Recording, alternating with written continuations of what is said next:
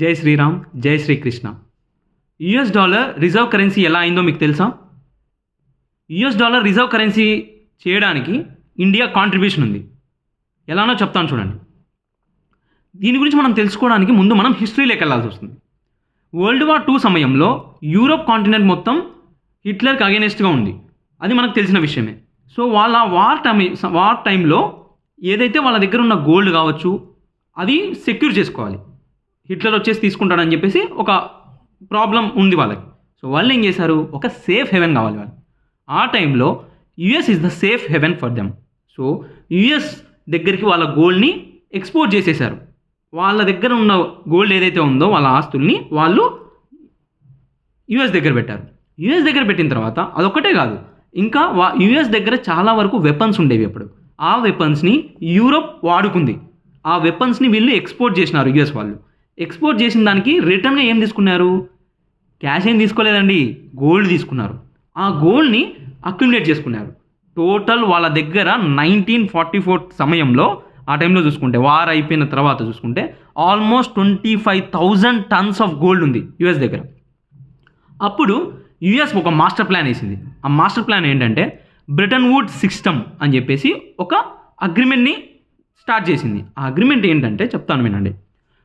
ఎక్కడ ప్రపంచంలో ఎక్కడున్న ఎవరైనా సరే ఒక $35 మా దగ్గరికి తీసుకొని వస్తే మేము మీకు 1 ounce ఆఫ్ గోల్డ్ ఇస్తాము అని చెప్పారు.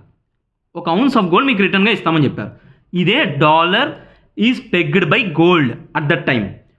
అది చేయడం వల్ల యుఎస్ డాలర్ ఇప్పుడు ట్రాన్సాక్షన్స్ అనేవి గోల్డ్లో చేసుకోవాలంటే, ఫిజికల్ గోల్డ్లో చేసుకోవాలంటే చాలా కష్టంగా ఉండేది. సో అందరికీ ఇది ఒక సొల్యూషన్ అయింది. సూపర్ కదా, పేపర్ మనీని ఇవ్వచ్చు, కావాలంటే ఎక్స్చేంజ్లో గోల్డ్ తీసుకోవచ్చు. ఇదే యుఎస్ మాస్టర్ ప్లాన్. బట్ ఆ మాస్టర్ ప్లాన్ చాలా సమయం ఉండలేదు. ఏం జరిగిందంటే యూరోప్ వాళ్ళు వాళ్ళ గోల్డ్ అంటే వాళ్ళు ఆ తర్వాత వార్ అయిపోయిన తర్వాత వాళ్ళకు సేఫ్ అనిపించింది. హిట్లర్ చనిపోయినాడు, వీళ్ళు గెలిచినారు. సో ఆ గోల్డ్ని రిటర్న్ తీసుకోవాలనుకున్నారు. ఆ రిటర్న్ తీసుకునే సమయంలో యుఎస్ దగ్గర 25,000 టన్స్ ఉన్న గోల్డ్ 1950లో, ఆ తర్వాత France and remaining countries return తీసుకుంటే 8,000 టన్స్ మాత్రమే మిగిలిపోయినాయి. ఎప్పటికీ 1971కి. ఇది చూసిన US president Nixon master plan వేశాడు.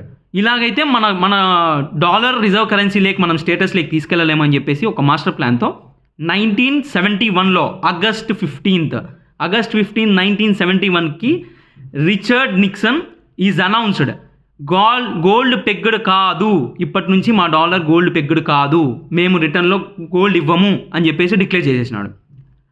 ఆ తర్వాత dollar is a paper, just a paper, nothing, backed by nothing, just trust అంతే. US dollar trust, just trust అంతే, దాని వెనకాల గోల్డ్ పెగ్గుడు కాదు. ఆ తర్వాత వీళ్ళు ఇది కూడా సరిపోవట్లేదు, ఎందుకంటే ఇన్ఫ్లేషన్ ఎక్కువైతుంది. జస్ట్ ప్రింట్ చేసుకుంటూ పోతే మనం ఏది బ్యాక్డ్ బై నథింగ్ మన కరెన్సీ. సో వీళ్ళు ఏం ప్లాన్ చేశారంటే 1973లో పెట్రో డాలర్ అనే సిస్టాన్ని తీసుకొచ్చినారు. ఆ పెట్రో డాలర్ సిస్టాన్ని తీసుకొచ్చి మాస్టర్ ప్లాన్ వేశారు. పెట్రోల్ ఎవరు అమ్మాలన్నా కూడా సౌదీ, యుఏఈ, ఏ కంట్రీస్ అయినా కానీ ట్రాన్సాక్షన్స్ మొత్తం మా యుఎస్ డాలర్లోనే ఉండాలి. దానికి రిటర్న్గా మేము మీకు సెక్యూరిటీ ఇస్తాం.